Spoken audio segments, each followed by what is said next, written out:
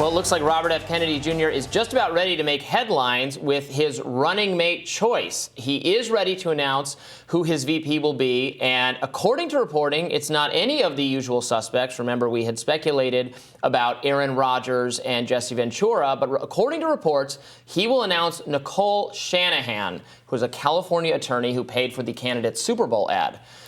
You probably remember that one. Aaron Rodgers, as I just said, had been touted last week as a top contender, but reports say that RFK Jr.'s donors were not pleased with him. Now, Shanahan does not technically have any political experience. However, she's known to have donated very large sums of money to Democratic candidates. She was also once married to Google co-founder Sergey Brin, and the marriage ended after she was accused of having an affair with tech billionaire Elon Musk that both denied very strongly.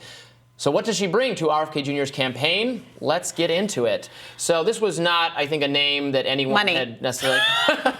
You didn't even let me finish talking. Sorry, go ahead, Robby. Yeah, she has a lot of money.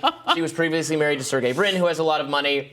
She's a active donor to Democratic causes in the past, was a big fan of Musk when he was still in the Democratic fold, and has rejoined him in terms of offering support and potentially financial support.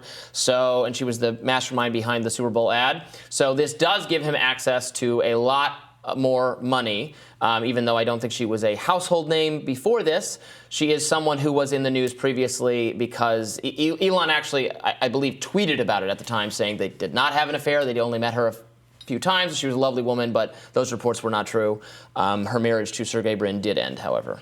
Look, he has been accused of running a campaign that is too online, that's too invested in what it means to get buy-in from kind of the Joe Rogan, Elon Musk, even like Bill Maher style community, as opposed, not that he supports him, as opposed to doing the more traditional on the ground political work that tends to have more of a close relationship to actually having good electoral outcomes, as opposed to just having interest in the polls. And when there was speculation about someone like Jesse Ventura being involved, I had questions about what that meant about Jesse Ventura's politics, as someone who once said that he would run as a Green Party candidate. But for RFK Jr., it's obvious to see what having the support of a very popular person who was an outsider candidate but that has served in office could lend to his ticket, especially if you're concerned that with all of these candidates being older, including RFK Jr., obviously he's younger than Biden, but none of them are spring chickens here, there is an argument that you really need to have a VP who can although Jesse Ventura is old as well.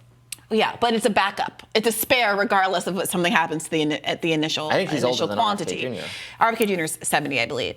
Yeah. So, but here's the question. 72.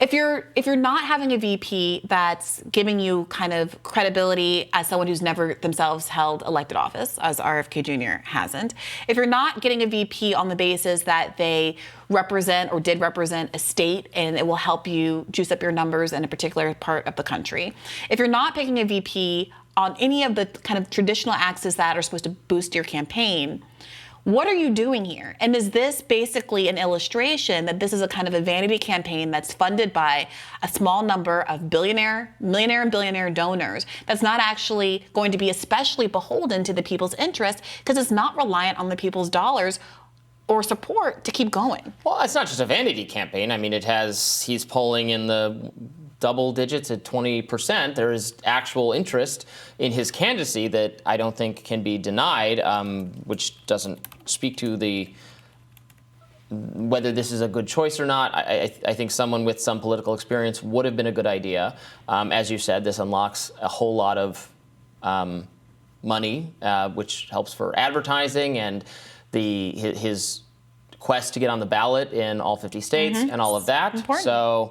So yeah, it is what it is. Also wanted to comment on, I know this, or go ahead. Just before you move away from the money point, remember Michael Bloomberg was able to buy himself onto a presidential debate stage in 2020. He was able to use his money to run enough ads, particularly in southern states where it's cheaper to run ads, and get himself a place on that debate stage. Now, once he got there and started opening his mouth, it didn't fare very well for him. I think the only victory he had was in some place like Guam. Yeah, well, I don't think anyone But you can launch your campaign. And I'm not saying there isn't organic interest in RFK Jr. There obviously is, and we've been covering it on the show. And I don't mean to diminish that in the least. There was no organic interest in Bloomberg. And I don't mean to diminish that in the least. But I'm not the one. Remember, we're talking about a choice that RFK has made right now. He hasn't made a choice to pick a candidate that is aligned with one of the areas of policy interest that has attracted him that attention. He didn't pick Aaron Rodgers, the COVID candidate. He didn't pick an independent like Jesse Ventura. He didn't even pick like a moderate Republican to reassure the Republican base that he isn't in fact a Republican and not a Democrat. He didn't pick a Democrat to assure the Democrats in the other direction. So this is a person whose only value, obviously, I'm sure she's a lovely woman. I'm not talking about her humanity here, but her only value to this campaign is money. When you characterized her as being the mastermind behind the Super Bowl ad, no, she was the pocketbook. She paid $4 million out of her own purse for this. And so, given her past history of donations, which have been all over the map, she apparently donated to Marianne Williamson at one point, to Pete Buttigieg at one point. What are her politics and what are her goals? And what does it mean that someone who just gave you money is not just behind the scenes, but is so influential that they managed to get themselves side by side with you on the actual ticket? Yeah, I think we need to hear a lot more from her about her views and what her area of expertise was. And yeah, absolutely. I'm interested to learning more about her. I think probably many of our viewers, including those who have taken an interest in RFK Jr.'s candidacy, will want to hear more as well. Speaking of Aaron Rodgers having fallen out of the running, this kind of, I think, all happened after you and I were done for the week last week, so we didn't get to talk about that. CNN reporting on him. I don't know if you saw any of this. This really hurt his potential candidacy, I think, for the VP. A CNN reporter claimed, and this aired on Jake Tapper's show, that 10 years ago, more than 10 years ago, he had said something Sandy Hook truthy. Oh, that dear. kind of thing. But it was never reported at the time. This is a CNN reporter said that he said this to her 10 years ago. Mm-hmm. And then there was an additional anonymous corroborator who was not, and that was all. And they ran with it. And Aaron Rodgers denied it. He said he doesn't believe in any Sandy Hook conspiracy theories, that he has done fundraisers, including at the time, for Sandy Hook victims, and that this was a totally unfair smear job. And a lot of people were wondering, well, if he had, he wasn't a political necessarily person at the time, but he was still a pretty famous person. And if there was a CNN reporter who overheard this, why was there no reporting on it at the time? Why is it just coming out now? And I think that was a valid point. I mean, it's interesting.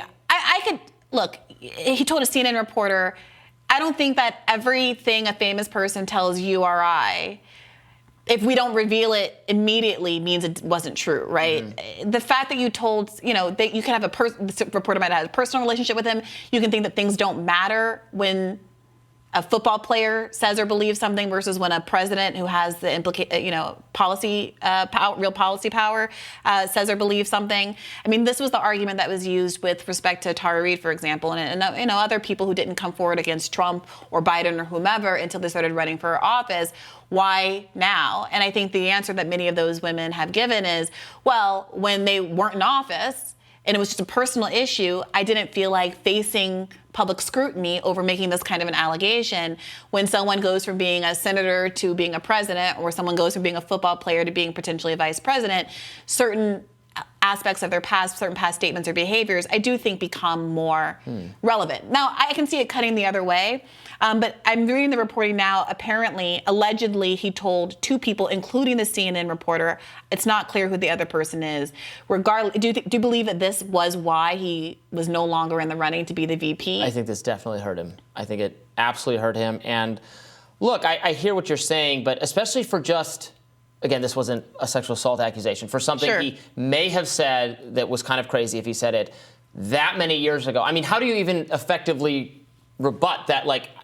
You have to recall exactly what you said. Well, did I give that impression to you and you misheard me? We're trying to remember a conversation that he had. It seems kind of unfair to me, without a recording or without there was no story at the time. There is some of his actual behavior at the time contradicts that. Again, doing events with Sandy Hook victims that he apparently didn't think were crisis actors or whatever, or families of the victims. So I don't know. I was very put off by it, as were, I think, a lot of people who are fans of Aaron Rodgers, but it was interesting. Interesting. Well, look, let us know what you think of the pick that was, in fact, chosen. I'm really curious to read your response to the news. Oh, and by the way, RFK Jr. is going to be on Cuomo's show on News Nation tonight, so it'll be interesting to see if he does unveil Nicole Shanahan. More Rising right after this.